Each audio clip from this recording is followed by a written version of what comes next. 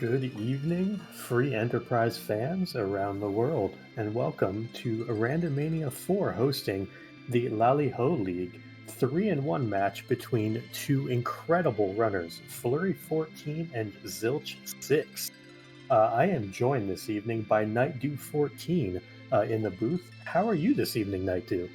Quite well, but are we already at week 5? I guess so. It seems like just yesterday we were at 0-0, but here we are. It absolutely does, and we have a race of hope here right now because I've been seeing a ton of 2-2 matches this week. We have a 3-1 match here, so I mean the good news is nobody is facing elimination this seed, and the winner here is guaranteed at least a spot out in the bracket stage. Yeah, the bracket stage starting to loom large. We have a few runners who have made it to 5-0. We have quite a few who have punched their tickets at 4-1.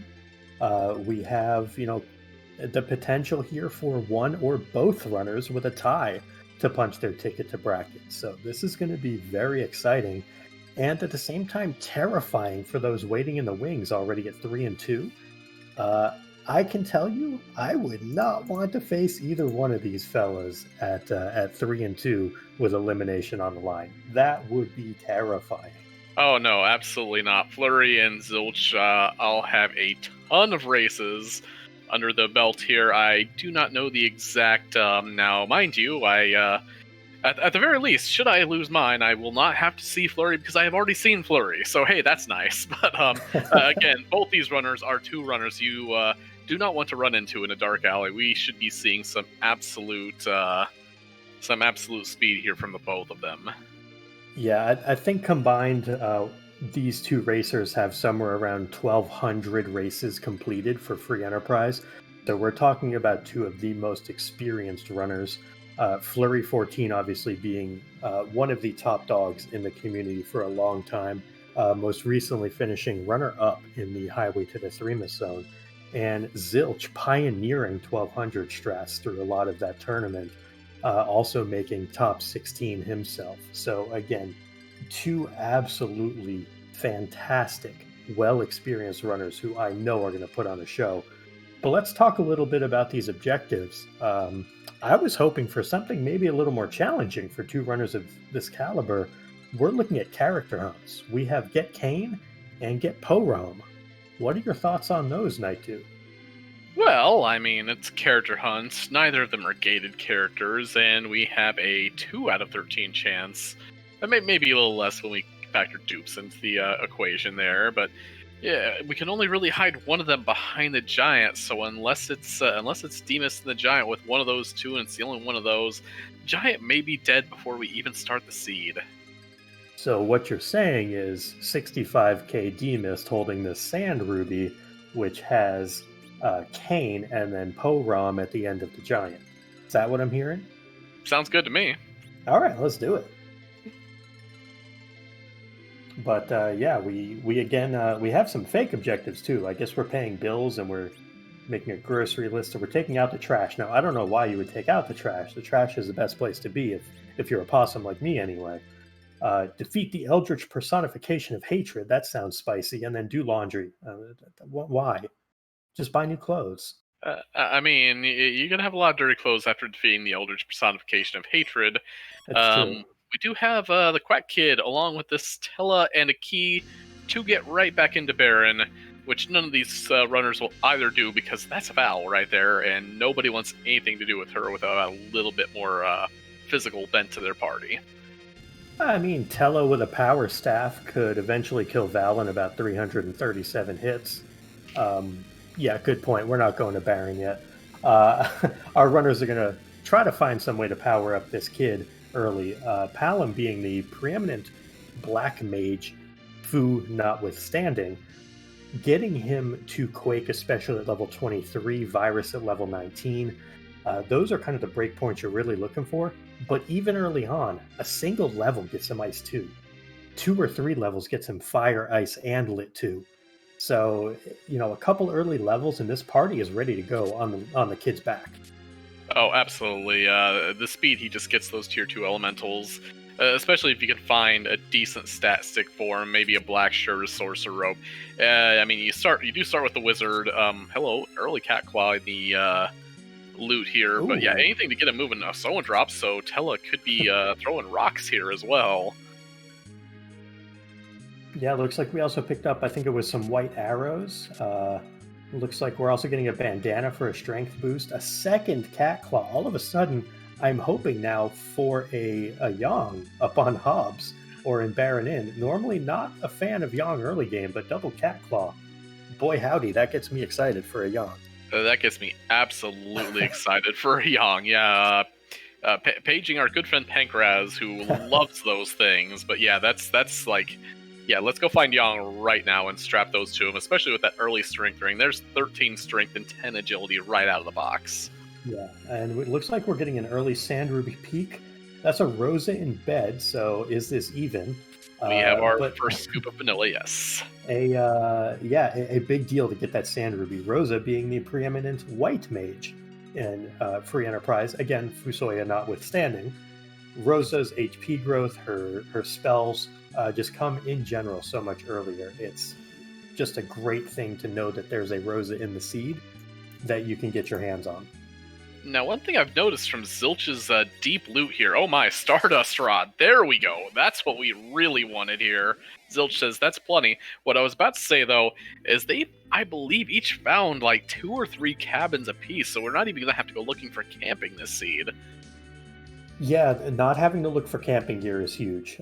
Tents and cabins, especially if you are like myself and hate shopping, whether it be in Free Enterprise or otherwise, you don't tend to come across tents and cabins, and you might find yourself up on the moon and wonder, wait, I'm out of life potions, I'm out of healing, I have no MP. How do I bring people back to life? What do I do? Oh no.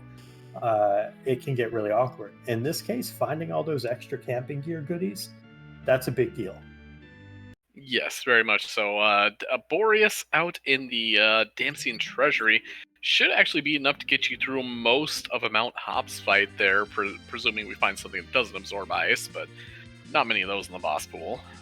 Yeah, the Boreas is going to be a big deal for Fleury. The Stardust Rod going to be a big deal for Zilch. That Stardust Rod effectively going to cast the Comet spell on demand when used as an item.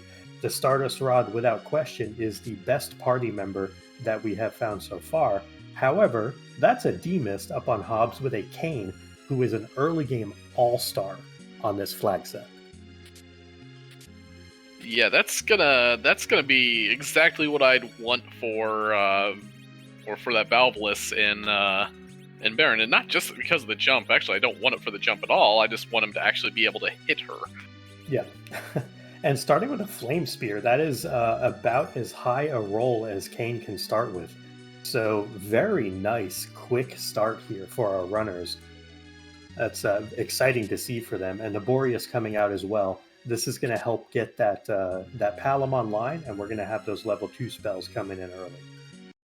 Yeah, I'm a big fan of throwing the J items early and often here in these flag sets. And looks like a Sparkle in Antlion D-Lunars. This is a really nice spot to find them.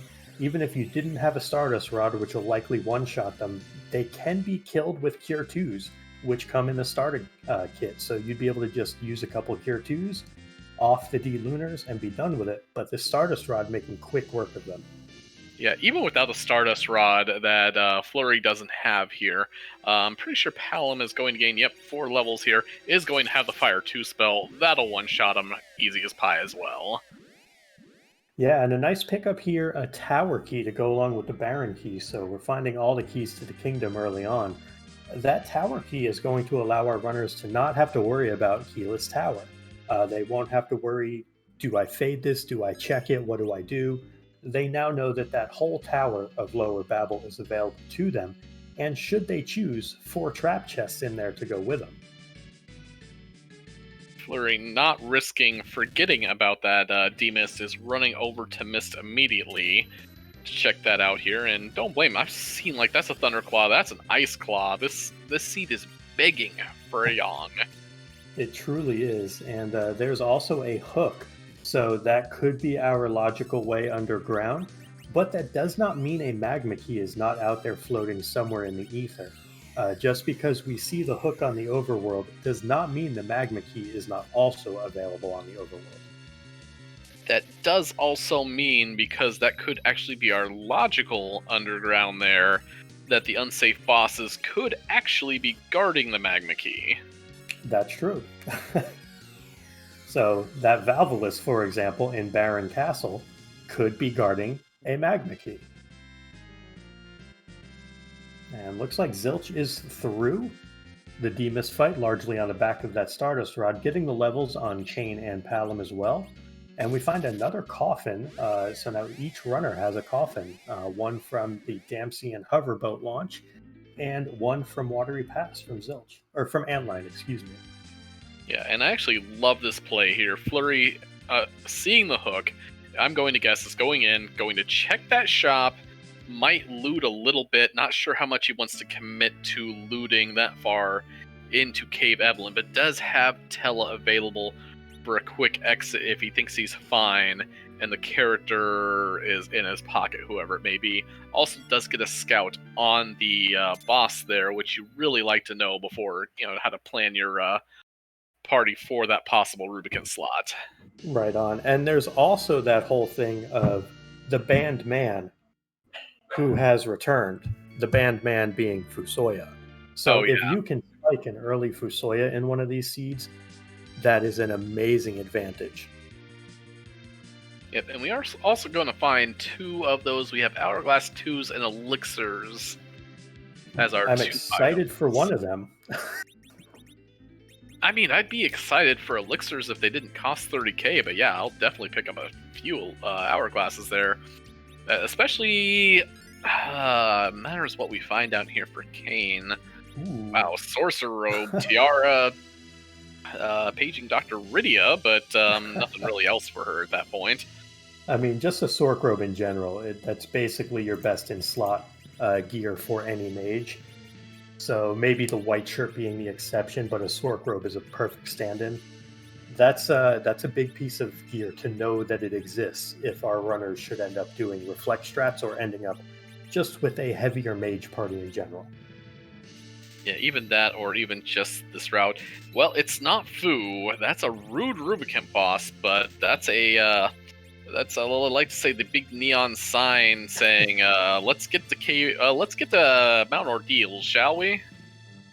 Well, we have a Tello, we now have a Cecil, so yeah, if that sign ever needed to be brighter, it is, absolutely just glowing at about, a million lumens right now, right in our runner's face, just saying, hey, go to Ordeals. The other nice thing about that Cecil, though, is we have Baigen there. Baigen's super punchy. Cecil has this really cool ability called Cover. So, absolute worst case scenario, if this is the route our runners have to take underground, Cecil's cover ability may be far more important than his actual physical hitting ability. And oh, hey, by the way, there's a defense sword for that cane and a Murasame should we find an edge. And I totally agree with Flurry here. That's totally enough stuff for me to say, okay, we're out of here. Let's go to Mount Ordeals with that defense sword. Nothing's really going to stand in my way, especially with that Val already camped out in Baron. Yeah, that's definitely a wise decision. Don't need to play with the Staleman and risk some sort of accidental wipe to them. Looks like Zilch, meanwhile, taking on the Magus Sisters at the Fabul defense. Also a perfectly fine check to make. Easily, again, going to get through this overworld with that Stardust Rod. It is his best party member at the moment. He has multiple people who can wield it, but that Stardust Rod is just so darn strong this early on. And he is rewarded with the Twin Harp, and that would be objective number 1 for our runners. So we are off to a very fast start here. Third Cat Claw and Hit Lion that I missed completely. But yeah, even then, I mean, it kind of comes down to, now with that hook, I am definitely of the thoughts here that you clean out the overworld before you go and dive that hook, unless you see something utterly free at that hook. And Baigen is not free. He, again, with the cover strats, a lot more free than you know, but I mean, yeah, you bluff once or twice with Palom. Maybe you don't even need to bluff on Zilch's side with the Stardust Rod. You get the Quakes going. You basically cover Quack Kid with Cecil. You can turn it largely into a two-man show. But yeah, it's not going to be too bad, but it's certainly not something you just instantly dive early on. Biden will beat you to a pulp in that spot. He's going to hit hard, and the agility is strong enough that, or fast enough that he's going to be very quick with those punches as well.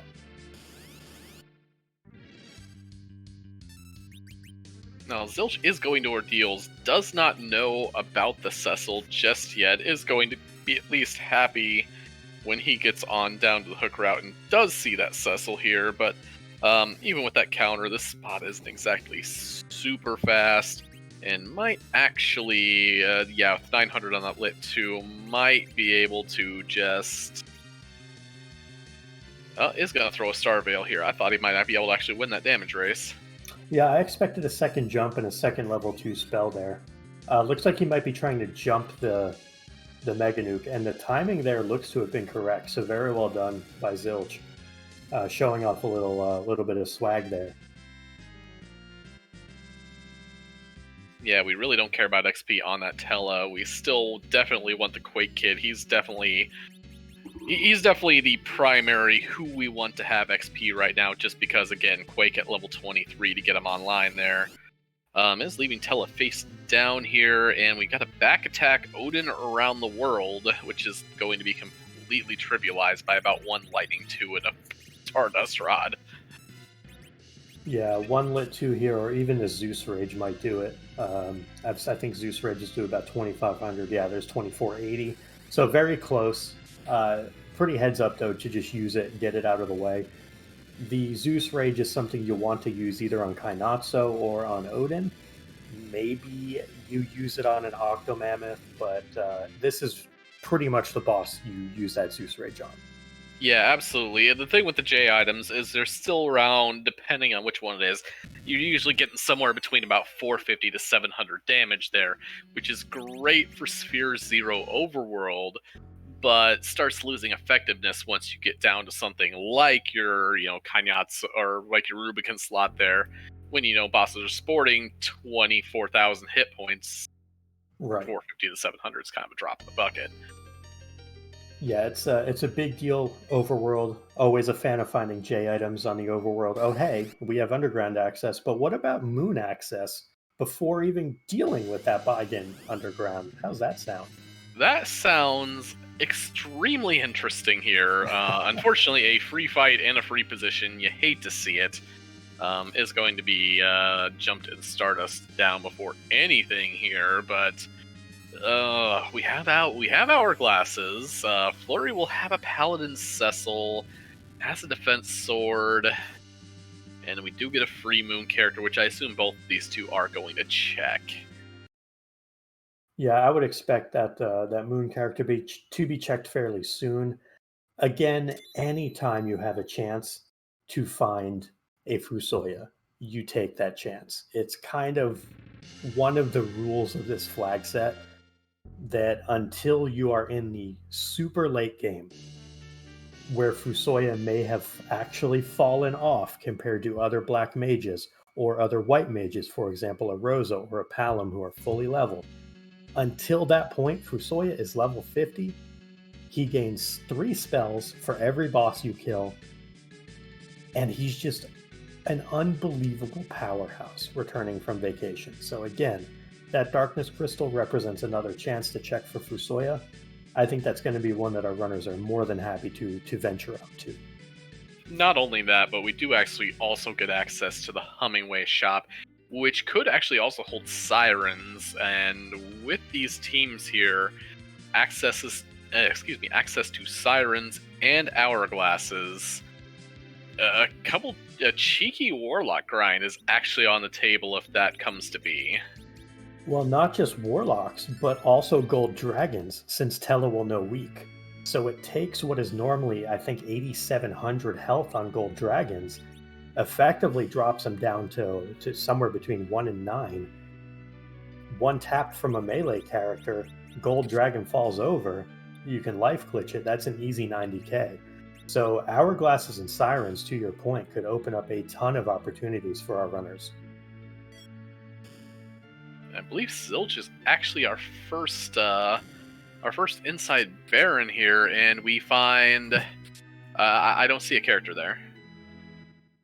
I see a Dark Elf. I do see a Dark Elf. That's a character, isn't it? Yeah, sure. Plenty of personality to Dark Elf. He's always running around, saying things like "me change," talking in the third person, and being weird. And how can we forget me attack you? Yeah, me attack you. Yeah, me change. Okay, but really, y'all, it's an Edward. Edward. Aska's going to murder us. Yes, and that's fine. Edward, not exactly the best character unless you have the spoon, or unless you need to do something like Edward Strats, or hide against an evil wall to have it kill itself, or maybe hide against Odin in order to get some cheeky Thunderstruck kill. Other than that, Edward is possibly the worst character on the flag set. Agreed. Did find a CPU in there, and Zilch, knowing exactly how slow this spot is, was actually able to fire off a virus with Palom before the initial wall came up. Yeah, that's a big deal and very heads up. That CPU orb, I think, has 4 agility here at this spot. It's something minuscule. So very heads up to be able to get that virus off. Should be safe here. Getting a jump off. Well, not quite. I'd say he did roughly about 2,500, where he needs about 3,300-ish. Yeah, so just shy, but with that Stardust Rod with another jump, this should be pretty free. It's just going to virus down the defender here, so no healing. Canes in the air, not bad. I would say mini Ord grind, but there is no XP in this slot. Yeah, I think Zilch was just taking this fight very safe, which is very understandable. You don't really want to wipe to a fight here that is effectively, air quotes, free. But Zilch does gain Edward and a white shirt. That white shirt can go on not only Tella in this party, but also Cecil. White shirt Cecil is actually a very good protector for the team. That's a piece of gear you could see him using on the hook route against Baigen if push comes to shove.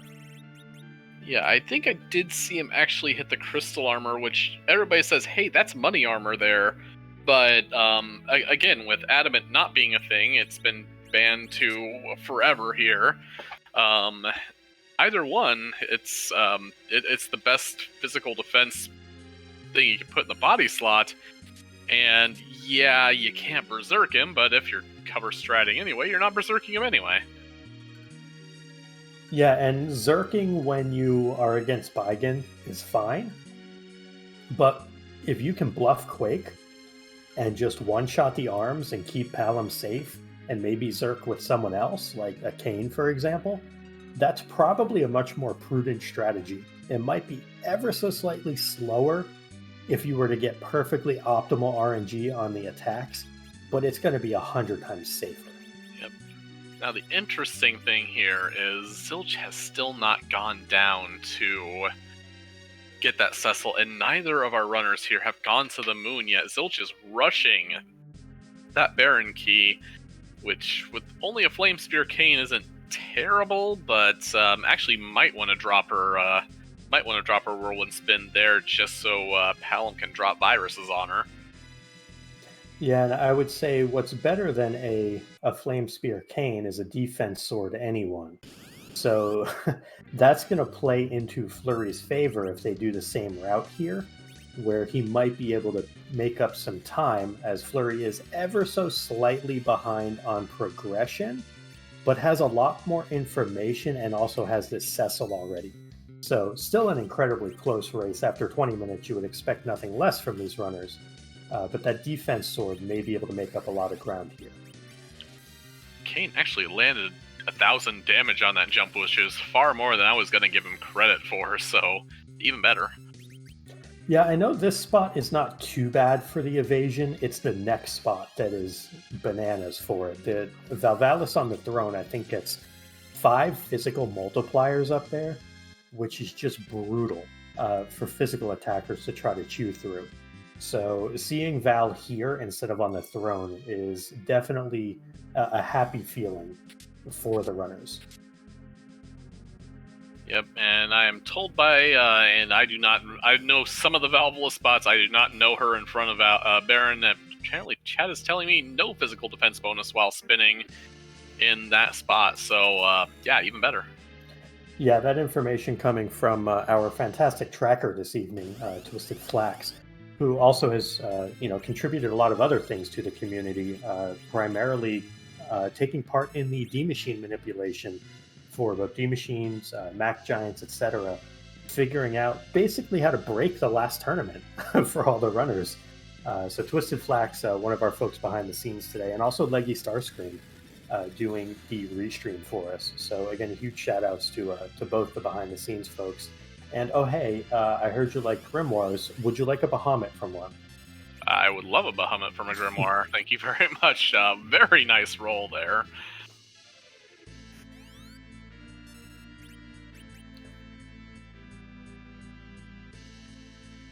But yeah, there's that Defense Sword Kane doing Defense Sword Kane things over on Fleury's side. Did get a Berserk from Tella before Edward got knocked over. And looks like Fleury may be committing to that Edward as an anchor. 9 agility does not make him the best anchor, but it makes him good enough. And looks like Zilch let that Edward get a couple levels. Not sure if that was intentional or not. Well, we have objective number 5 completed. I believe that is a Porom that has been spotted in Baron Castle. So not a Fusoya. We already know there's a Rosa in Kaipo. But Porom does no Berserk and does no Blink, and those are 2 incredibly important spells. Yeah, those are, and even though we will rag on Porom all the time here, she is totally a completely serviceable white mage, and white magic is one of the best commands in the game. Absolutely true. And looks like Fleury got a little unlucky on his virus roll there. Hit for 920. I think Dr. Luge has roughly 1,000 health there. So I think fell just shy of being able to one-shot Dr. Luge's first form there. There is, for whatever reason, elevated magic defense at this spot. It's kind of weird to me. I'm sure there's a vanilla reason behind that, or maybe not. But the spot here does take reduced damage from magic, and maybe that played a part in it. Yeah, speaking of things that we have no idea why they're here, there was a Bahamut summon in the trash can. Not sure why someone would leave it there. She's probably not appearing in the seed, so yeah. I mean, I would not be happy if I were a Bahamut summon to be stuck in a trash can. Or this a pot, is incredibly interesting on the Odin throne here. It's a lot more interesting if you don't die from it. This is a tough one to get through. Looks like a coffin goes off on one. I think a stop. Nope. Looks like some board AI there. Taking out the stop caster. Gonna have to get really lucky here to not wipe. Yep. This is looking rough. A party that was not upright at all. Does have a coffin. I guess did not buy. No, that's right. Zilch did not go to Cave Evelyn. Has no idea those hourglasses are there that would trivialize the fight. But says I've got a coffin to take one of them out. If I can keep Tella or Palom upright to at least stop this guy, maybe at that point, or even a stone at that point, or something even faster, casting a size, a toad, anything that'll shut those guys down. Yeah, my guess, Zilch was just peeking for information and then happened to see something that was, oh, wait, I can actually beat this. Let me come back here in about 2 minutes with a party that isn't already half dead. Because as you said, Toad, Stone, anything to mitigate the damage that those guards are going to do there will greatly assist Zilch in being able to get through this. Yeah, and those guards, again, rune rings for the mage defense. Those guards weren't punching the back row, the people with those rune rings, very hard at all in the back row, so... yeah, even Palom might be able to take 2 shots here instead of just the 1. Yeah, it looks like he actually took less damage than Kane, which you love to see. And it looks like Zilch is going to play this safe, going to go with the weak cast instead of the stone. Weak in the middle, almost guaranteed, I think, to hit unless you have a cursed ring on Tella. So this is a very good, smooth way to get through this, and going to get XP on all the characters that Zilch wants XP on.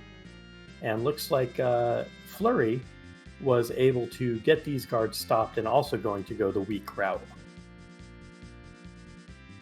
The great thing for both of them, we did see it fly by there. Both of these Quack kids will be online now. Just a tiara. Rydia, did you leave a briefcase at the Baron Castle? Yeah, I mean, you had called paging Dr. Rydia earlier. I don't think the page has stopped. This is just Rydia, tiaras, Bahamut's, and Sork robes. Oh my! Yeah, this is a seed meant for a little girl who has not shown up yet. Yeah, Runex, Zilch got curious and poked a few chests, and that Runex is actually going to do a little bit of work alongside a defense sword there. Yeah, good pickup would have been helpful for that exact fight our runners just got through, since the Baron guards are mages. Looks like Fleury says no thank you, I don't need a tiara for my troubles, and I'll worry about my XP elsewhere. Fleury noping out of that XP is maybe a little surprising right now, since we don't have guaranteed sirens yet. Yeah, I'm a little surprised more in the sense that, again, that would, his Palom is at level 20, that would be Quake immediately. Yep. Hard to question Fleury on any of his decisions. He's, again, absolutely phenomenal. That, to me, is just a little bit of a curious one, because I'm in the same camp as you are. I would really want Quake active as soon as I could get it.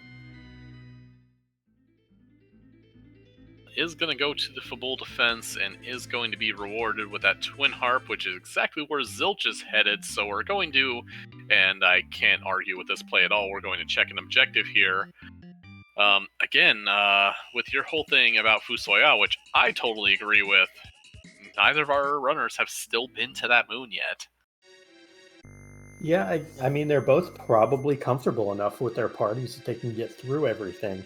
I believe that Porum learned Berserk also from that fight for Zilch, in addition to Tella already having it. So this Twin Harp spot is not going to be too bad regardless. Zerk a couple people up and go. Worst case scenario, you end up with like an alt gauntlet.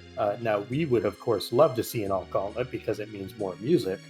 Our runners, maybe not so much, but you'd be able to virus still and take care of them with magic, you know, kind of as a worst case scenario.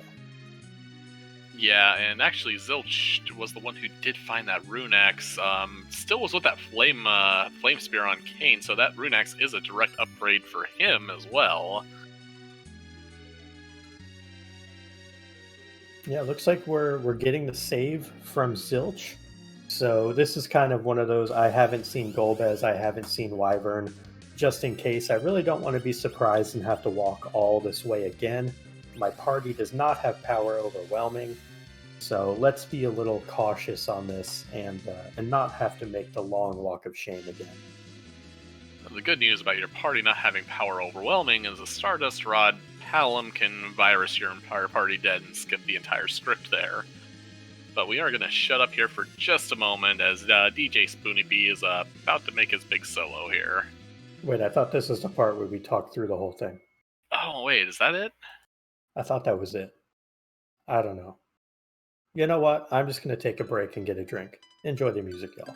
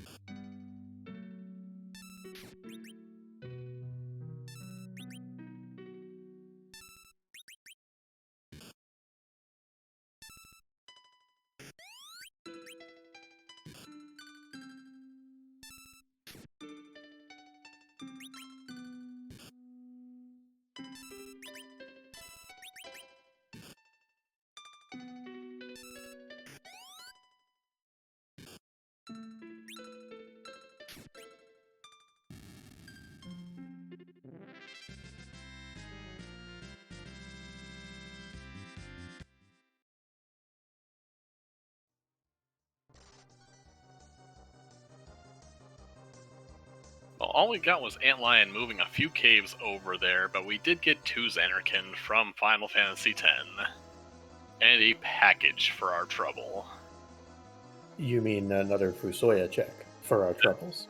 Another Fusoya check, another Cane check. Let's just get all of them out of the way right now. So we get to talk through this part of music, right? Or do we shush again for this one? I think we shush again for this one, actually. Get another drink. All right.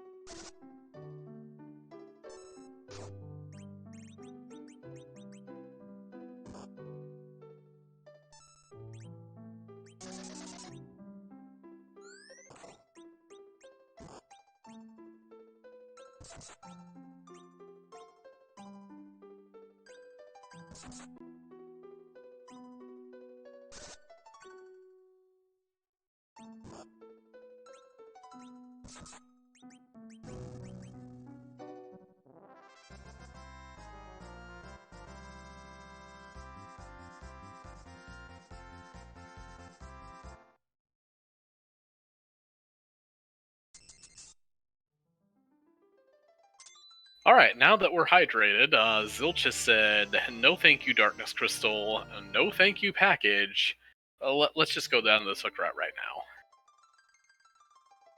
Yeah, Zilch pressing onward, moving forward, not risking having to take 2 potential steps back to go 1 forward, or whatever that saying is supposed to be. Zilch just pressing onward, going straight to this hook route, and hopefully is not too rudely surprised by this Baigen. But meanwhile, as has been pointed out in chat, we are 1 key item away technically from go mode. A Pinktail would have been, oh hey, it's time for Z already, but thankfully for our runners and for us, since we don't want that short a race, we are going to get some more free enterprise. Since that Pinktail has yet to show up, we do have divergence, major divergence.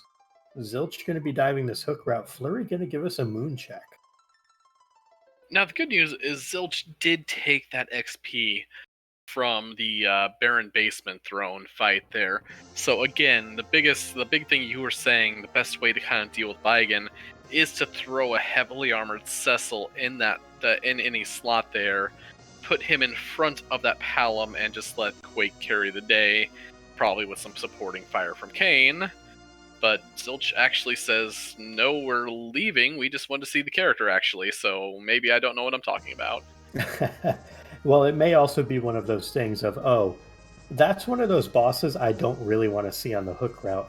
I don't have power overwhelming. Yes, I can do this with Quack Kid, but maybe we check the moon and try to get some reinforcements. Maybe we check the package. Looks like we are going to get the moon from both runners. Yeah, and I'm reminded by the objective tracker, I'm like, wait a minute, oh yeah, right, we didn't start with Kane, he was on Hobbs. Yeah. He was just there for so early that I thought he was still there.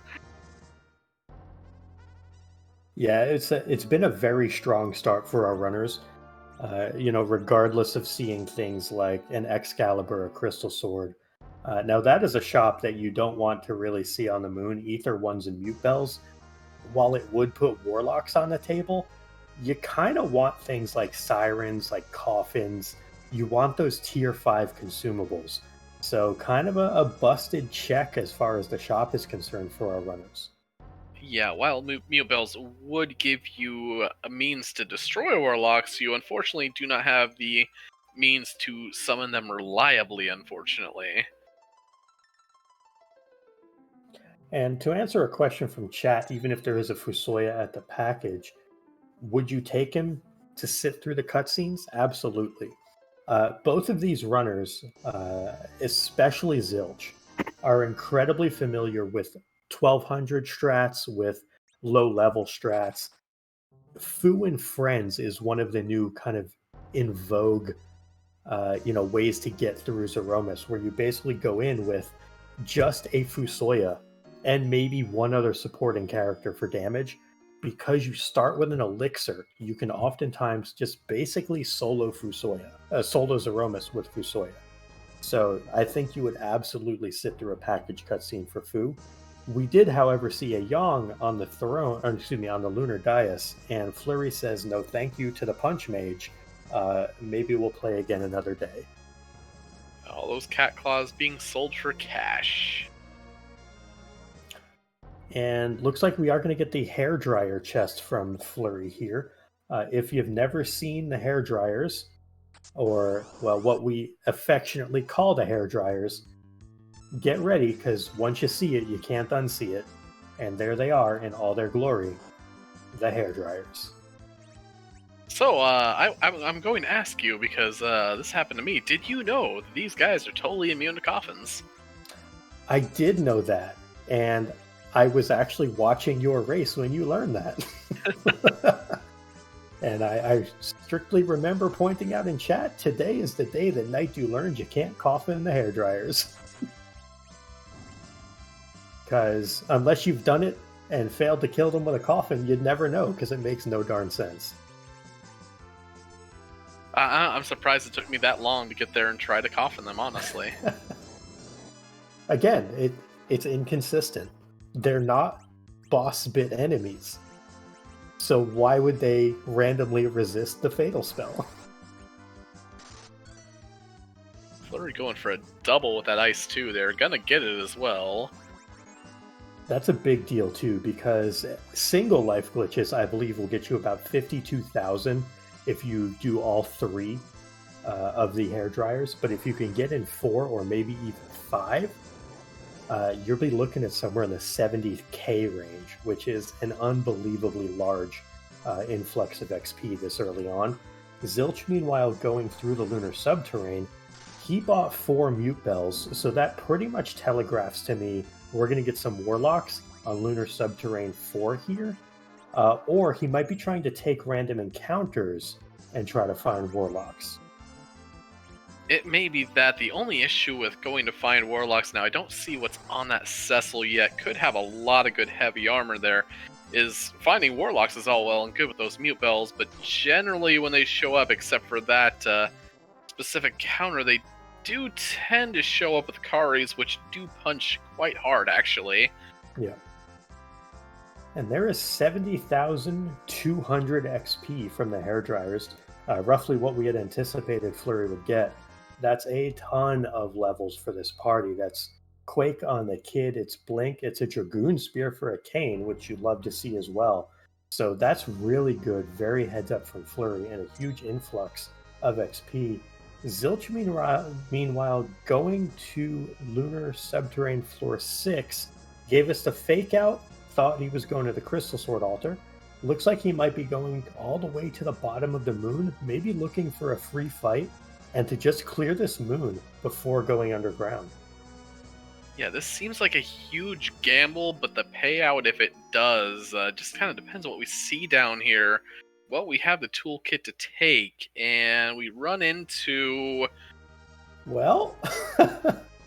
well, I mean... that is technically free, which is the best kind of free, but it's super unpleasant, and I don't know that you can get Cecil to live. Well, okay, that was a completely unarmored and un-anything Cecil here. So Zilch is saying, what can I throw on my Cecil to make him? And the Crystal Armor is a good start, don't get me wrong here. Yeah, so Zilch is going with the Assassin Dagger as well. That might... let's see, that's going to get him to, what, 23 agility with a level 1 Cecil? And Tella's going to be at maybe 9 agility. That would just put him at RA1. With a single illusion, he'd be able to get through this. He just needs to survive 2 kicks and not lose this 1 in 3. So Zilch should be through here. Yeah, one man in a dream, but Zilch gets through it with just the Cecil. Very well done by Zilch there. So 100,000 XP gives Cecil 28 levels from level 1. Yeah, that's one way to do it. It's a big gamble, but the key items he gets, a rat tail and a spoon. Not necessarily progression, but that rat tail. That could be half the forge. That could be the pink tail. You just never know. And Zilch just wants to peek this as no heals came out before then. Gonna see if it's even doable. And we get a... no. That's unfortunate. So that's a big old note burger right there, with a side of fries. That's not happening anytime soon. Uh-huh.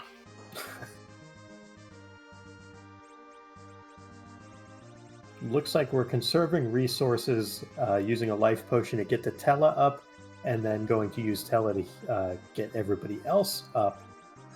Gonna spread some love with some Cure 2s, probably tent up here, and maybe play with the Ogopogo spot or the Crystal Sword Altar.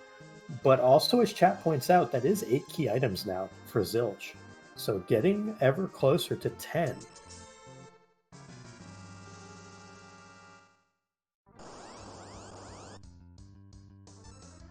Meanwhile, Fleury diving underground now does find Ashura in the King Queen slot, which is actually about where you want to find her, honestly, just because the whole thing where this spot is punchy, but since Ashura's all counter, she doesn't punch in pretty much until you tell her to punch you. Yeah, this is where, like, a bluffed Quake, this is where jumping with a Rune Axe, now I don't know if Fleury has that Rune Axe or not, but a lot of damage can be mitigated by putting that wall up. Elements in this spot is probably going to really hurt unless we can reflect a bunch of fire. And it looks like that is what Zilch is going to do. And the crystal armor is actually going to provide a bunch of defense, I believe, against this. So this may also be very doable for Zilch. Punching everybody else out pretty badly, though, unfortunately. I mean, hey, it's nice bouncing those fire 2s off for... Actually, I might have wanted to, and I don't know what he did with Cecil. I might have had that Cecil just straight up cover that Palom here just to keep those fire 2s going. Now Tella and Forum are still both up. I mean, I see cover strats actually winning this fight. Yeah, I think they will between the cover strats and the reflect strats. This should be doable for Zilch. So going to going to be making a very cheeky early moon dive here. And welcome to everyone from Free Enterprise. Looks like y'all were coming off of a race and hopping right into another one. We have Flurry and Zilch taking wildly divergent paths here. Flurry taking the more traditional route, going through the hook, and Zilch looking to do a low-level moon clear. Has already gotten through Yang at the D lunar spot, found Kainatsu at the White Spear altar, and is now taking on elements at Ogopogo.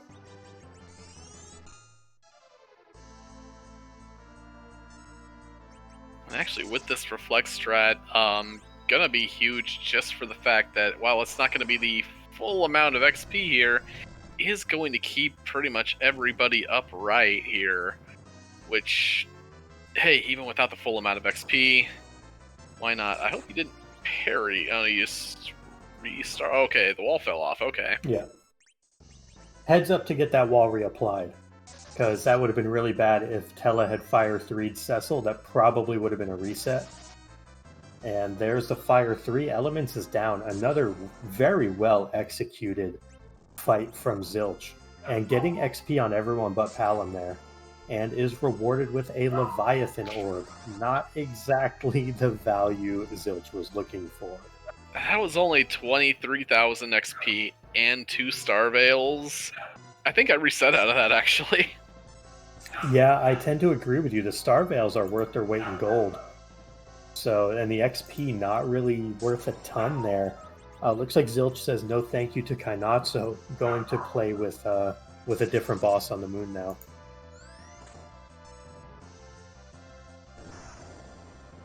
But the big thing is, this is Save Kainatsu. This is actually exactly what you wanted in terms of an efficient clear of the moon. Speaking of efficient clears, doesn't look like Flurry's having much problem here. Gonna have Quake up here. Does have a defense sword and a Dracoon spear tearing into this Baigan. Baigan likely not long for this world. Yeah, this is kind of what we expected. Let Quake carry, and there it is. Flurry is through the hook route.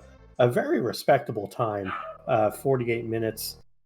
Given that Baron was done, Twin Harp was done, and we don't have power overwhelming, looks like we get a full dose of leg at the Crystal Sword altar. That is actually a doable fight. So, not a bad thing at all. Yeah, the big thing is that Ruby's punches are going to hurt, and we have Dark Imps actually on top of the tower. I could see Flurry immediately turning around with that key in hand, just climbing the tower. But the thing is, I mean, like you said, this is doable because those Fire 2s, those glares, aren't gonna hit as much as, I mean, they're still probably gonna one-shot like Tella, Palom, or Porum, but assuming we have like any kind of elemental resist on Cecil or Kane, they should just be able to take it here. And actually, Palom will survive a glare, never mind. Yeah, Palom saying, Ruby, the Fiend of Fire, you are no match for me. I am, 9 years old, and I will defeat you. And may have also in the process defeated Zilch's stream, which, nope, there we go. We're back. Okay. Palom just wanted to savor that bluff, apparently. Before Ruby punches him in the face for 900. Ruby knew. Yeah, the punches are actually the scary thing here. This spot has, what is it, about the 4th strongest physical attack in the game, behind maybe the CPU spot, Leviathan, and Value Cave. It's pretty high up there, yeah. Yeah, it's not fun.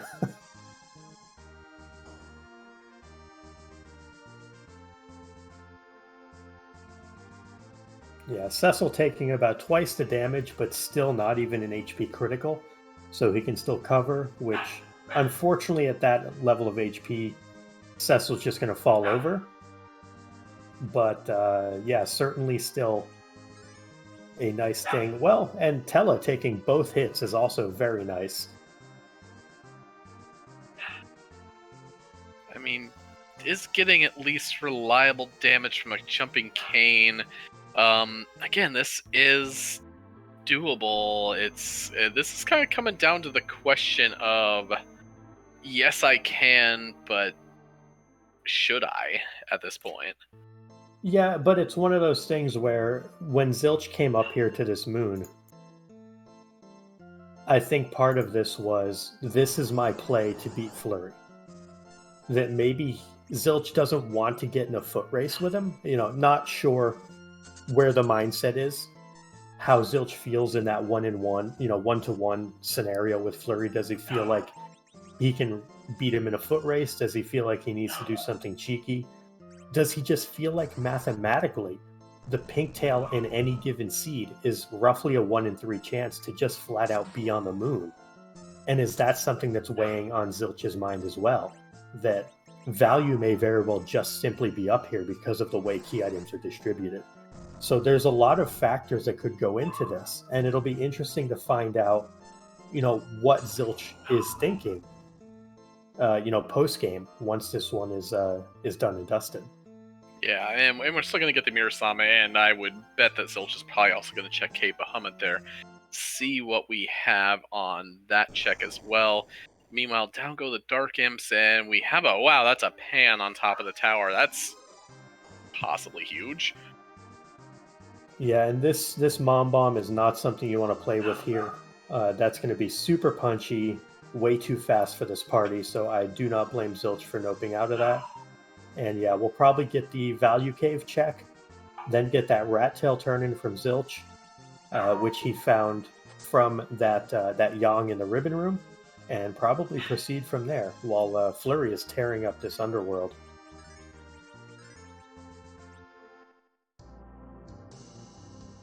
Meanwhile, Fleury doing the smart thing, sees the Lunar Sparkle there, knows that, hey, this could be Ogopogo here. Let's make sure I don't get 50%ed, and here he is, right there. There's the double big wave, and Fleury's preparation paying off here. Yeah, definitely. We've all been surprised by random things that deal percentage-based damage at this location. Having wiped to Ogopogo, having wiped to Leviathan, sadly having even wiped to CPU there. It feels really bad. But speaking of things that don't feel really bad, there's a Plague in Value Cave. That's a doable fight in any number of ways for Zilch. Could go Zerking, could reflect the count back and then let Plague count itself out. Could just go the route of lifing people up and just kind of winning by attrition. So it'll be interesting to see which route Zilch chooses to take here. Also, I will be back in 1 minute here.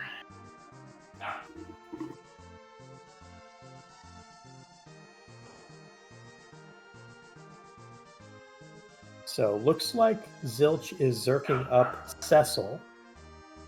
We have Fleury descending the tower.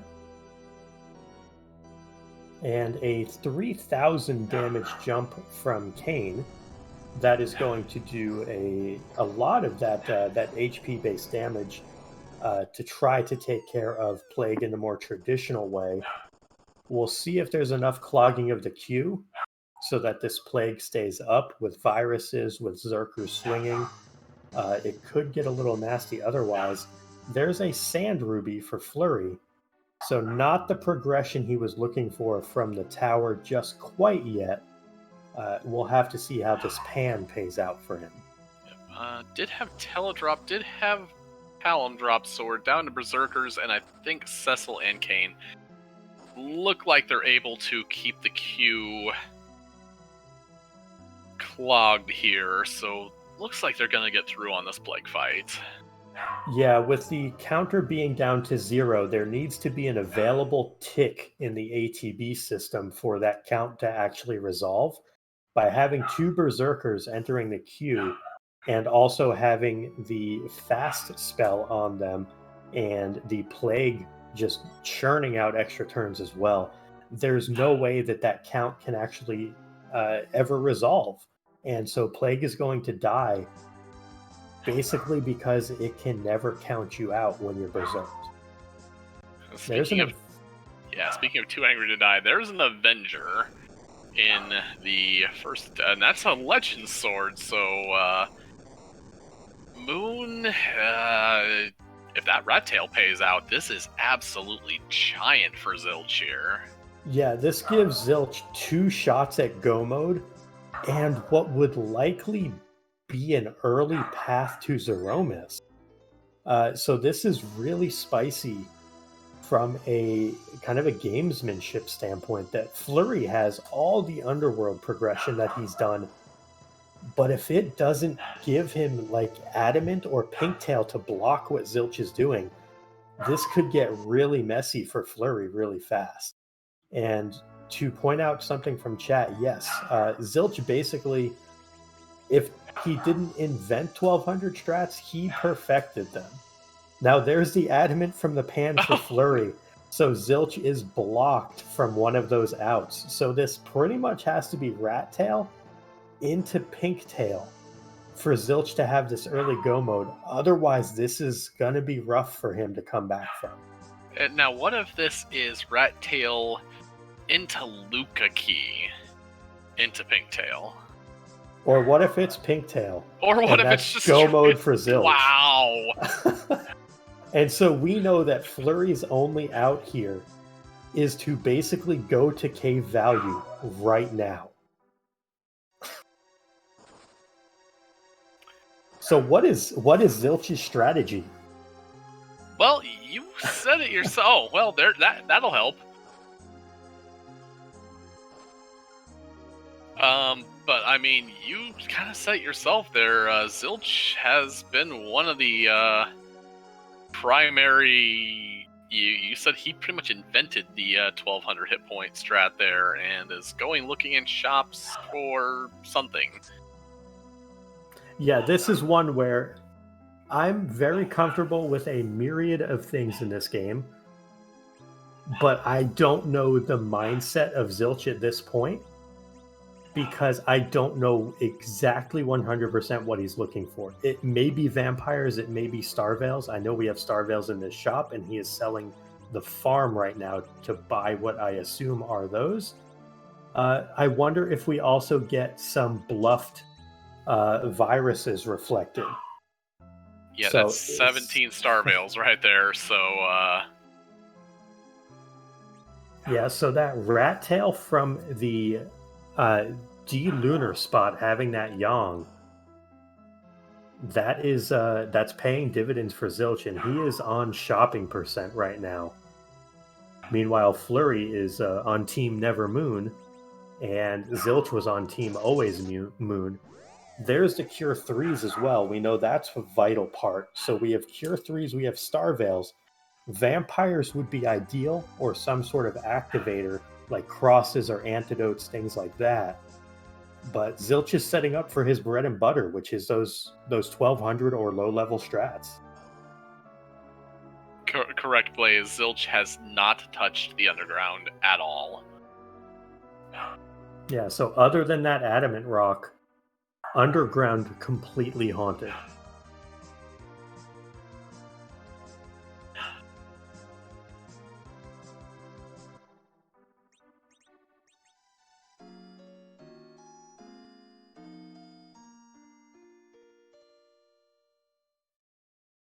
So the thing is, for 1200 strats, Zilch is actually, I believe, I need to see his party screen, but his party seems still even a little low for that. Yeah, if he has a couple hourglasses left, though, if you take random encounters on LST floor 4, where you would normally siren up warlocks, I believe you have something like a 20 to 25% chance of hitting 2 gold dragons, which if you have hourglasses, you can just effectively stop them, use weak with Tella, and then get a ton of levels that way, and it might push everyone near that 1200 threshold. Or Zilch may just be saying, I know what I need for a single character to do this. Again, he is the unequivocal master of this type of stuff. So I'm supremely interested to see how he goes about this and what resources he needs to do it. Meanwhile, we have Fleury going in and finding Pale Dim in Dwarf Castle Spot 1. I think we've seen every Lunar Sparkle except for Wyvern at this point.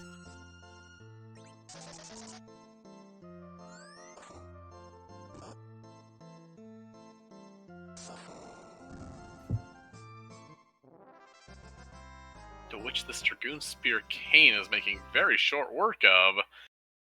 It is gaining a ton of levels, but unfortunately, with the crystal ball here that is Zilch's stream, we know that his only out here is the moon. Let's see. It looks like Kane had about 1,200. Does have a silver apple to get him right there. Question is, need to load. Going in with the Assassin Dagger on Cecil, again, probably trying to make sure he's RA1. So it looks like this is going to be two-person 1,200 strats with both Cecil and Kane at RA1. Going all the way to battle speed 6 for it there. Yep. Yeah, this is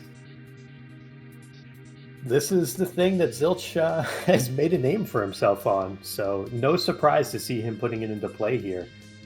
We're probably looking at something like, if my memory serves correctly, two-person battle speed 6, probably 10 to 12 minutes for Zeromus. It's not going to be fast, and a single wipe could doom this and let Fleury catch all the way up. 1,200 strats are generally free once you get the good rhythm down, but you never know. Weird things can happen. Yeah, it is. And I mean, I absolutely trust Zilch to make this work, but I'm gonna be in cringe for most of this fight here. Yeah, I've done them myself, and they're terrifying. I know I've lost to PK when we both did 1,200 strats in a community race.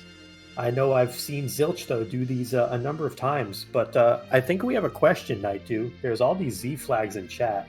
I mean, this is too early. I'm completely unprepared for this bud already here. I know, right? I was not ready at all. Here we are just talking away, and yeah, there's a question, dude. Do your thing. I've talked too much already. Whose butt are we going to kick way too early tonight? I think there's, 526 butts that can either be kicked or hugged. Some of them are cute, some are not cute. And looks like we get a Luca dive from Fleury as well, which just feels so bad from this crystal ball you talked about that is Zilch's stream. We know every check Fleury makes is the wrong check at this point, and it just feels awful knowing that. Because he's doing all the right things by the book. So, chat's all up about the cuteness factor of the butt here, and that's not cute. that is not cute. No. What's the definition of not cute? I believe you're looking at it. Okay, that's kind of what I figured. Yes, I think ornate is a very good way to put this. Very well said, KNH. But yeah, ornate, not cute.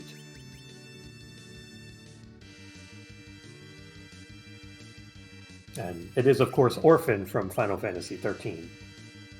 But, again, not cute.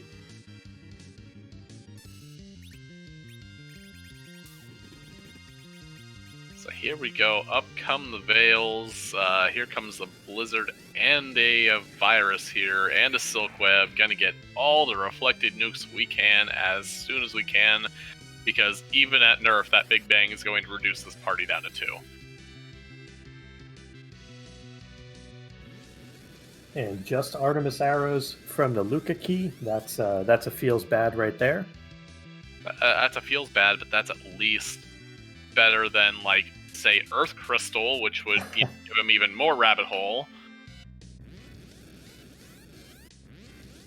Yeah, Earth Crystal would be unpleasant.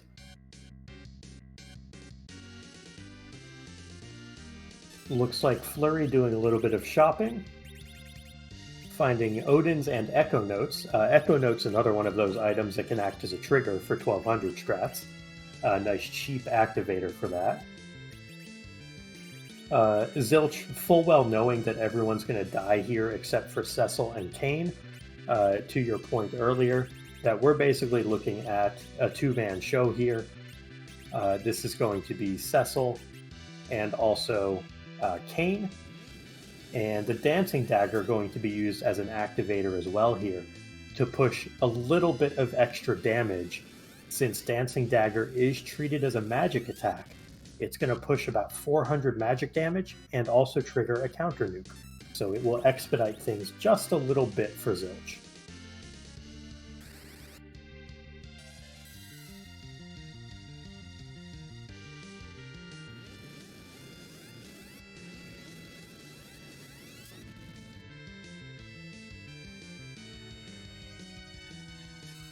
And meanwhile, we have Fleury making the play to go bottom up on the moon.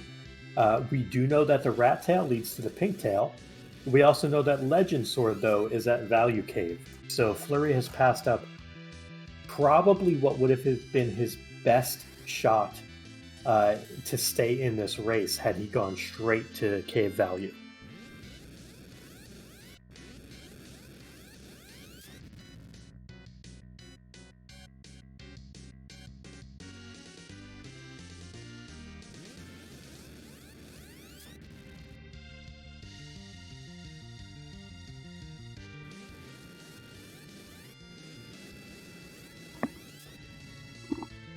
Apologies, minor microphone difficulties on this end here. Oh, you are absolutely fine still, Night 2. But looks like Zilch is plugging away through this very fancy Zeromus fight, these 1200 HP strats.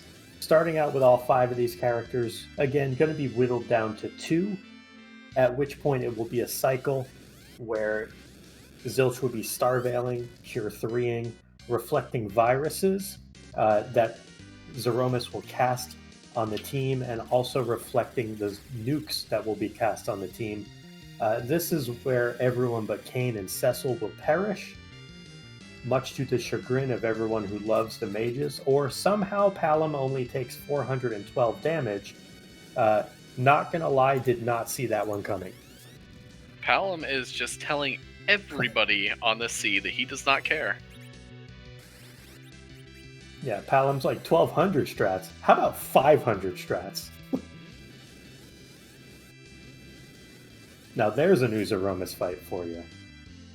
So here's the nuts thing. Fleury just got the rat tail from... Now, I don't see him bailing out to check this.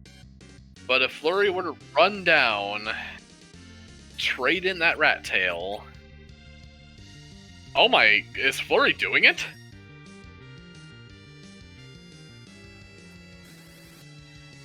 That would in fact be Galaxy Brain.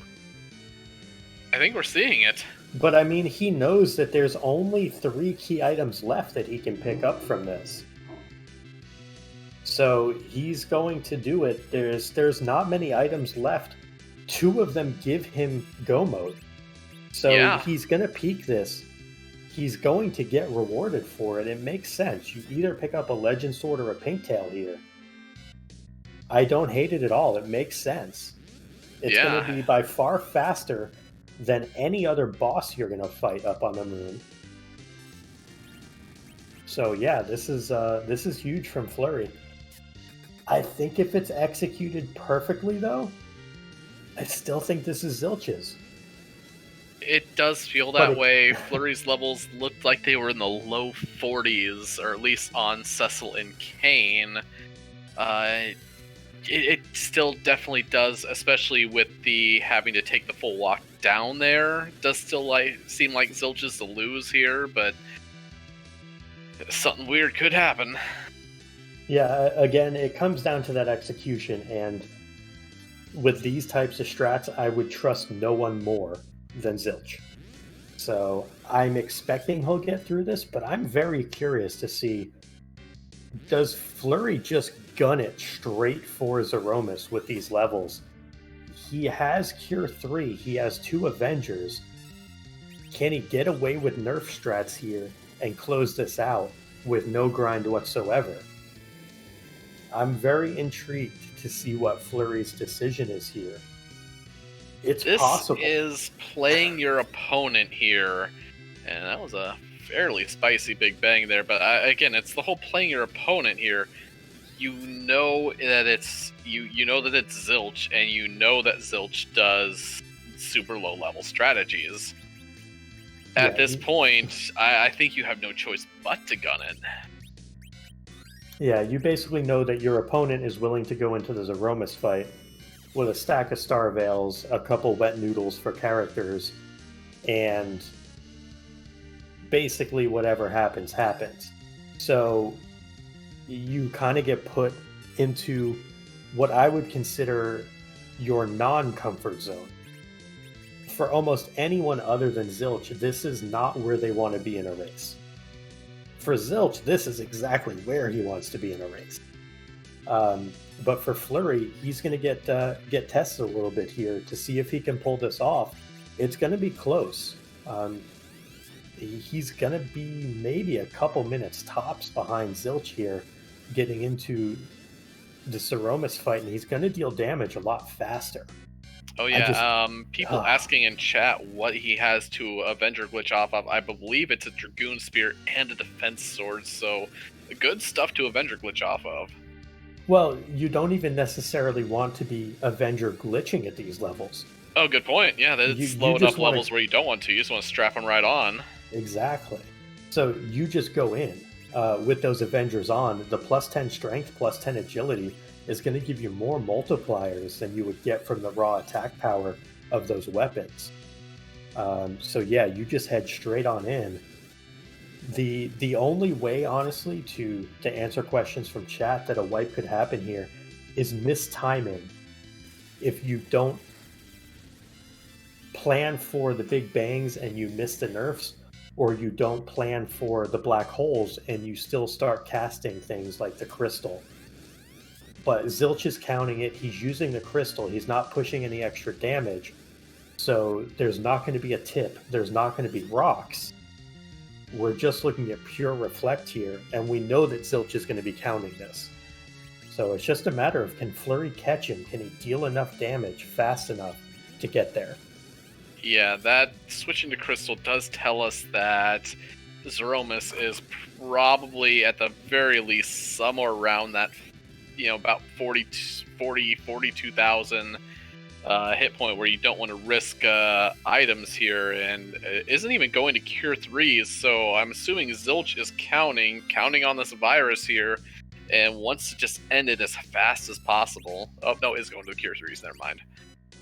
Yeah, the thing about doing this on Battle Speed 6 with 2 RA1 characters is you're able to get through it, and you have a ton of turns to buffer it, where you can get your Veils off, you can get your Cure 3s off, you can get your triggers in this case the Crystal.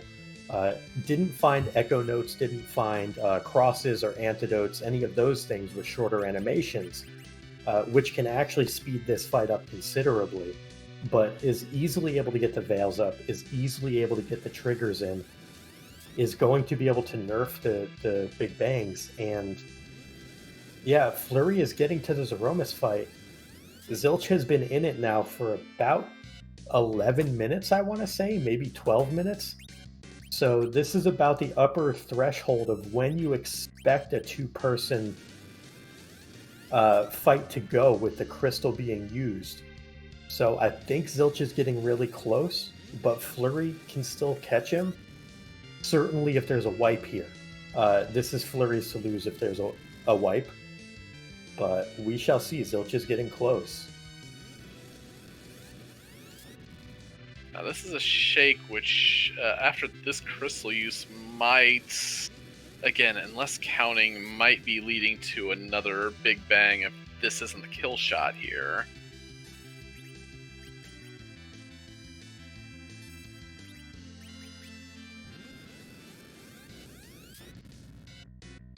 And we see Orphanmus coming out to play on Fleury's side.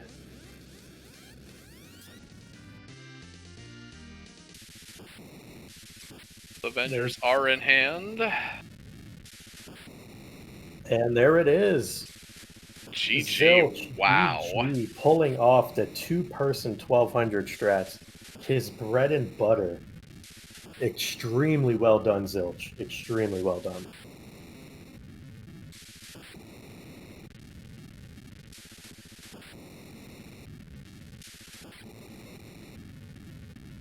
And I believe we are now joined by Zilch. GG, Zilch. Thank you. And as always, a pleasure to watch you do your best work with those 1200 strats. We know you've made a name for yourself doing them, really perfecting them. Take us through kind of your thoughts when you saw that pink tail. Where was your mind at? Were you dead set on this from the the jump on it? So I had no sirens. I figured any grind would be random encounters or it would be slow, and I didn't really have a great party because, for grinding per se, since I'd be relying on Porum as my healer, and getting them up to nuke and wipe seemed like that would take forever. I had the levels I needed for Cecil and Kane if I wanted to go low-level strats, and I also knew I probably had a good amount of time on Fleury, assuming he didn't go Moon. Just because when I found the Legend Sword at Bahamut's spot, I knew Moon was required, or hard required at that point. So he'd need to go up there, and I'm pretty sure he usually goes bottom up, or whatever it's called, starting with like the ribbon room. So I figured I had some time on him there. So I figured a slow low level strat was probably good enough. Probably wasn't worth pecking all the shops for vampires. I would just play it conservative, go with the crystal. It was nice that Palom survived the first Big Bang, even though Palom only had like 500 health. I was not expecting that, but I was very happy about that. Yeah, we called that out as well. It was like, oh, Palom just took 400 damage from that nuke, starting with 500 HP. You'll take those. That was a nice boon for you, for sure. Yeah, that got me an extra like 12k damage almost. So yeah. So Definitely. going to the Moon, was that driven by who was at the hook route? Was that driven by wanting to play off meta from Fleury? What was your driving factor in going to the Moon instead of tackling the hook route? So if I had found sirens underground or in the Eblin, I was definitely gonna go Moon. Well, I guess that's not true. If I saw a free boss, even with sirens, I was gonna go hook route. If there were no sirens, then if there was a rude boss or semi-rude boss, and the character was good, I was gonna go Moon. But if it was a free boss or a bad character, I probably would have stuck with the hook route. Yeah, the hourglasses helped because not that I ever used any, but it at least gave me the option to go to the Moon, and then if I really wanted to stay up there the whole time, I could just grind out random encounters. But more, it just seemed like a fun thing to do at the time. Feigen's always rude. Cecil is a good guy to get leveled up. It turned out he was critical because he was able to one-shot Yang. But yeah, so that was kind of the thought process there. It was just, this seems fun. This is a rude boss. We have hourglasses, so we can make the Moon work. Maybe we'll find a magma key up there. And yeah, that was it. It definitely paid off. It was phenomenal. It didn't feel that way until I turned in the rat tail, but yes. I was like, oh no, all I got is a legend sword. And the rat tail became a pink tail, and all was well. Yeah, makes sense. Well, I have asked the questions that I wanted to ask of you. Nightdew, you got anything for our first place winner this evening? You kind of hit most of the ones I was going to ask. The biggest one was definitely the what drove you to Moon there. Given what we know of Zilch there, we kind of figured as soon as 17 Star Veils it came down, like, well, this is definitely 1200 territory. But yeah, that's just very impressive, and welcome to Brackets. Thank you. And with that, we are also joined by Fleury. Despite that wonderful race, actually, in GG. Thanks.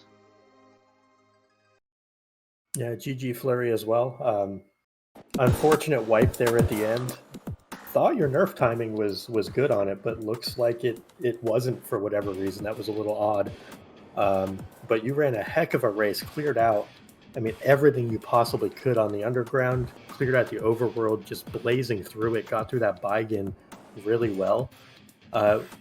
Did you ever have any thoughts of going to the moon, or were you pretty content with the more traditional underground route? Absolutely. When I was going through the hairdryer fight, that was kind of when I was weighing my options.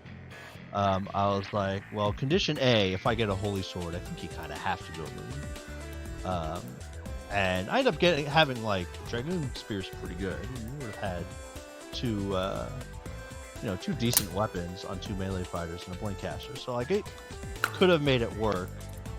But then I'm like, I haven't found sirens yet. I feel like Baigen is enough of a jerky boss that Zilch is probably going to go moon. If this comes down to, we only need one, if, we see the pink tail, we're good to go. If this comes down to a grindless Z fight against Zilch, that's kind of a problem. So that was why I ended up saying, I've got enough power to where Baigen's not a problem anymore. 70k from the hairdryers is fantastic. I'm surprised you don't see it as often as we do.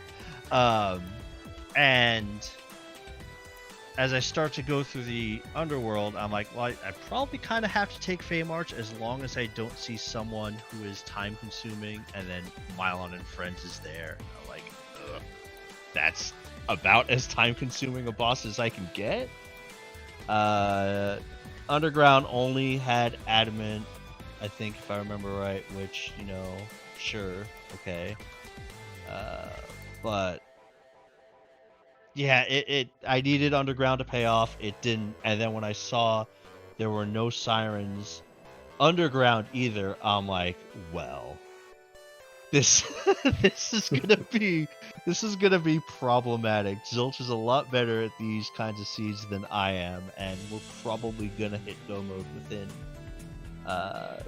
10 to 15 minutes. So, Yeah, and I don't know if you saw any of the after stream there, talked to him, but unfortunately, right about when you were fishing that adamant up was when Zilch was showing us the legend sword off of Cape Bahamut. Yeah. I mean, it's how it goes sometimes. It's fine. Like, sometimes you get seeds that cater to you, sometimes you don't. Sometimes, and Zilch is a lot more practiced at those kinds of strats, which is going to be like even more valuable going forward, and is why you're going to see Zilch have a really deep tournament run at some, if not this one, at some point in time. So like no shame in losing that race. I felt like I played pretty clean. My early game wasn't terrible like it has been in practice, and yeah, like he just played really well, and that's all there is to it. Nothing wrong with that. I mean, to your credit, and like Possum said, that looked like a completely valid nerf, and I'm not sure why it didn't, honestly. And I mean, to be completely fair, you were in the Z fight and going, at the point where, Zilch got done. So, I mean, it's the only solace I have from this is the fact that I've already played you, and if I go down to 3-2, I don't have to see you again. I mean, I kind of expect it to be 4-2 at some point, it finishing up. So that's okay. 5-1 would have been nice, but if it's not to be, it's not to be. Yeah, I thought that nerf timing was pretty good too, and I thought my damage when I saw I was getting like 4 to 5k around, I was like, well, I'm not going to phase change. If I'm going to get a phase switch, mid-nerf. It's going to happen on the first one, and the first one was fine. So then the second one happened, and that was where I kind of had to like decide between, do I Cure 3 Form or do I Life Up Palom? I was like, I think they'll both get an action up. So, and Palom got the crystal like right as the first character swung, so I was like, this should be good. And then it wasn't. I was like, all right, well, let me see if Zilch is finished already. If he has, I'm not gonna put myself through the torture of getting that fight to go. So, I mean, it's those Z fights are hard. Sometimes they just don't work out. It's all good. Yeah. Yeah. Kind of Go ahead. go ahead. I was just going to say, for both, a question kind of for both of you, and I guess, Fleury first on this. Anything that you're looking forward to opponent-wise, potentially at 3 and 2, anyone you're looking to dodge, any words in general, about the tournament so far as we head into week 6 of the Lali-Ho, Swiss portion of this pre-bracket. That question goes out to both of y'all. I guess Fleury will go with you first. Well, this didn't work out for me last time I answered this question. I was like, I would like to face somebody that I haven't faced in a tournament before, and y'all gave me someone I've faced 3 times. Thank you very much, Leggy's algorithm. Yeah, so I'd like to face somebody that I haven't faced in a tournament before. To be perfectly honest, like I've had enough, I've had 2 deep tournament runs already. So if I end up going down in brackets, so it goes. So like to that end, I'd like to get a race against Pancras at some point. If it's not going to happen in brackets, make it happen next week. And it'll force me to it'll force me, I'm going to have to play really, really good to win that match. And I would like to, I think it'd be pretty hype. So that's kind of who I would like to face, even if it means I am out next week. But if that's the case, so be it. Otherwise, I'd just like to face somebody that I haven't faced in a tournament before. That's really it.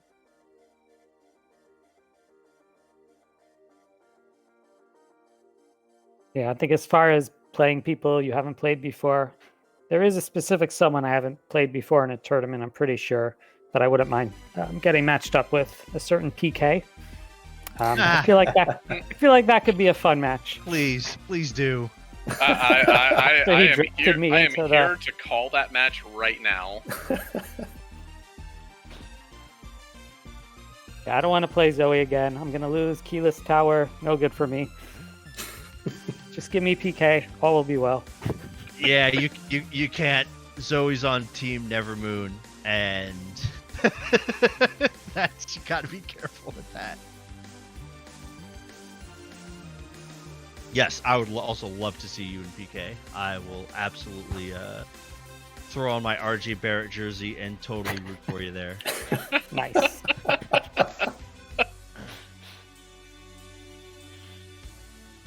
All right. Well, it was, again, an absolute pleasure, watching y'all two do this race. 2 wildly different routes. Absolutely phenomenal thoughts after the race as well on, kind of getting to peek into the mind of 2 of the absolute best in this game. 2 of the best that it has to offer. Deep tournament runs, innovative strats, stuff that, we love to see in the booth, that chat loves to see. There was nothing wrong with this race, from a spectator's perspective. It was wonderful to watch, wonderful to commentate. I'm pretty much out of breath. I was so hyped watching this one happen. So, Fleury, Zilch, Naidu, anyone have any parting comments, any final thoughts? I just appreciate all the time that goes into making this happen. We've had a whole lot of matches and a whole lot of restreams, and it certainly seems like the only thing we do is have more matches and more restreams. And our team still does a really good job of getting all it done and keeping, such a high level of presentation. It's very much appreciated. You guys rock. Yeah, I'll second that sentiment. And GG to you, Fleury. I think you're still up on me in tournament matches, but GG, man. But I'll close the gap. There you go. Thanks, guys. Hey, thank you guys for a wonderful race. And just to throw out a few more of those thanks there again for our restream team as well, for everybody running this, our restreamer Lego Starscream, our tracker Twisted Flex, Scala Kitty, and every other one of the devs for doing everything they do here. That's possible for us to even do this. We cannot thank you enough. Yeah, absolutely second that. Huge shout out to everyone behind the scenes, and huge shout out to that Night Dew guy doing comms with me tonight. This is the second time we've gotten to do comms, and I thoroughly enjoy being accompanied by you in the booth. This is a blast. Oh yeah, very much. I did say last time I wanted to do it again, and I want to do it again after that.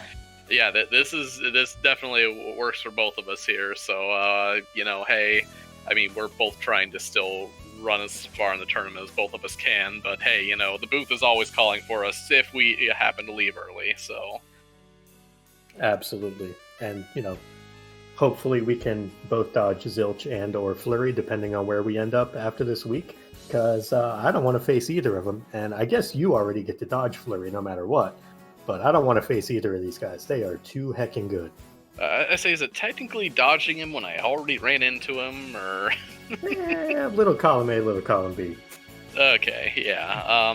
But anyway, I think that's gonna be it for us tonight, and it looks like we are raiding Hupfin here, who is, I believe, running some wacky flags tonight here. So we're gonna toss things over there, and I believe we have a fairly full slate of runs tomorrow. It doesn't look like I'm gonna get there too quickly here. But yeah, we've got 4 races restreamed tomorrow, starting as early as 4 p.m. Eastern on pretty much every channel we've got going here. So again, we'll see you tomorrow with even more free enterprise. Yeah, no shortage. Remember, y'all, no spoilers, or else you get the bunk. Have a great night, y'all.